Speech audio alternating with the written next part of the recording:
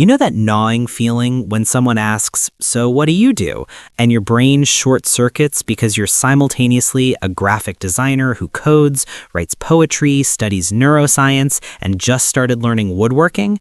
That feeling where you think there's something fundamentally broken about you. Plot twist, you might be the most valuable person in the room by 2030. While everyone else was busy becoming specialists, going deeper and deeper into their single lane, you were out here collecting skills like Pokemon cards. And for years, the world made you feel weird about it. Jack of all trades, master of none, they'd whisper. Dilettante, they'd call you. Career advisors looked at your resume like it was written in hieroglyphics. You need to focus, they said. Pick one thing. But here's what they didn't tell you. The world just changed its mind about what valuable looks like, and it turns out your brain's been preparing for this moment your entire life. See, for the last century, society praised the specialist. The world was predictable, almost like a chessboard. Success meant going a mile deep in one narrow field. Psychologists call this a kind learning environment. It rewards repetition, expertise, the single deep pillar of knowledge. But that's not the world we live in anymore. We're now in what experts call a wicked learning environment. The rules constantly change, feedback is delayed, patterns aren't obvious. Think about the difference between a golfer and a firefighter. A golfer operates in a kind environment. The rules never change, feedback is immediate. A firefighter works in a wicked one. Every situation is new, the rules are unknown, and their specialized knowledge might not even apply. In a wicked world, the hyper-specialist develops blind spots, and you've been training for wicked your entire life. There's a term for people like you, M-shaped professionals. Think of the letter M as a shape. The opposite of the M-shaped person is the I-shaped person, the specialist with one single deep pillar of knowledge. Then there's the dash-shaped person, a mile wide and an inch deep. That's the trap many fall into, knowing a little about everything, but having no real foundation. That lack of depth creates anxiety because you have no ground to stand on. But the M-shaped professional, that's different. Picture it like this. Maybe your first leg is software engineering. You go deep there. That pays the bills. But your second leg is user psychology. You go deep there too. And those horizontal bars connecting them, that's your interest in design, business strategy, neuroscience. Suddenly, you're not just another unfocused developer. You become the person who builds products that people actually love to use because you understand both the technical constraints and what makes humans tick. That combination is rare. That combination is valuable. And the World Economic Forum just proved it. Their Future of Jobs Report 2025 dropped a bomb. 39% of workers' core skills will change by 2030, not evolve, change. The skills rising fastest? Creative thinking, resilience, flexibility, agility, analytical thinking paired with the ability to synthesize across domains. Translation: the future belongs to people who can pivot between worlds. But let's be honest about what this actually requires.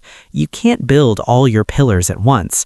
That just leads to being a mile wide and an inch deep, the dash-shaped person, and that creates anxiety because you have no ground to stand on. The secret is serial mastery. You pick one pillar and commit to it for a season, maybe 6 to 18 months. You build one leg until it's strong, until you've mastered the core 80%. Not world-class expert level, just fluent enough to solve most problems without the instruction manual. When your curiosity in that area feels satisfied, you make a conscious choice. This isn't quitting like a dabbler running from difficulty. This is strategic quitting. It's a graduation. You deliberately choose to begin your next pillar. The anxiety comes from the choice itself, right? Which pillar first? Here's the secret. Lower the stakes. You're not choosing for the rest of your life. You're choosing for this season. Pick the one that creates the most stability, the one that can become your good enough day job, or pick the one with the most energy around it right now. Just pick one. Because here's what happens when you move between disciplines. You're not just collecting skills, you're training your brain in something called far transfer. A specialist uses near transfer, applying a skill to a very similar problem. But you see the underlying structure in one field and apply it to a completely different one. A person who understands the branching structure of a tree's root system might suddenly see a better way to organize a company's database. A musician who understands harmony might look at software code and see a more elegant structure. That's far transfer. It's seeing the music, not just the notes. And all those seemingly random interests you've collected, they form the very library of metaphors you'll pull from to create breakthrough insights. This is what AI can't do. It can't stand at the intersection of technology and human emotion and figure out what actually matters. It can't look at a technical problem and solve it with creative thinking borrowed from a completely different field. It can't prototype an AI-driven experience that feels human because it doesn't understands both the code and the story. That's M-shaped work. That's you. Now, I'm not going to pretend this path is easy. Being M-shaped means going from expert to beginner over and over again. Your career path looks more like a Jackson Pollock painting. But here's the thing about the straight ladder. Remember Kodak? Blockbuster? Specialists thriving in a rapidly changing world is like being the world's best typewriter repairman in 2024. Technically impressive, economically irrelevant. Meanwhile, you've been training for uncertainty this whole time. Every time you dove into a new interest, you were practicing adaptability, building cognitive flexibility. And you might need to reframe something else, your day job. Many great polymaths had stable jobs that didn't drain them.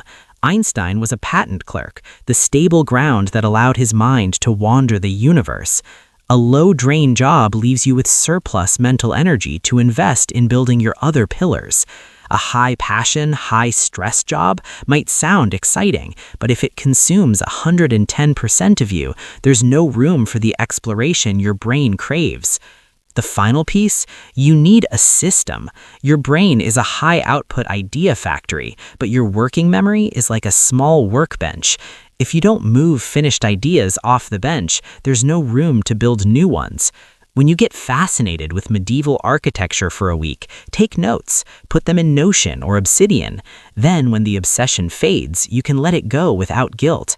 3 years from now, when you're working on a web design project, you might stumble upon those old notes and realize the structure of a cathedral is exactly like the structure of this website.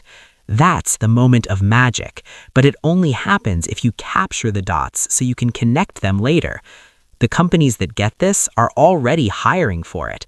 They're not asking, what's your specialty? They're asking, what unique combination of skills do you have? Creative technologists who can code and imagine, strategists who understand data and human behavior, leaders who navigate technical complexity and organizational change. 170 million new jobs will be created by 2030, but they won't be created for people who can only do what they did yesterday. They'll be created for people who can learn, adapt, synthesize, and bridge gaps that algorithms can't touch. Innovation doesn't come from textbooks. It comes from stealing an idea from architecture and applying it to software, from using storytelling to explain data, from understanding psychology well enough to design technology that serves humans. That's idea synthesis, and it only happens when you have multiple spikes of knowledge to draw from. So if you've spent your whole life feeling scattered, unable to commit to just one path, maybe you've been preparing for exactly this moment. Maybe your supposed weakness was always a strength the world wasn't ready for yet. You're not a dabbler who lacks grit. You're a scanner, a potential polymath. Your brain is designed to be a bridge between different worlds of knowledge. Pick your first pillar, build it with focus, use your job as a stable platform, not a cage. Build a system to hold your endless sparks of curiosity. You were never meant to master just one thing. You were meant to be the person who can see how everything connects, and the world is finally ready for that. Welcome to the M-shaped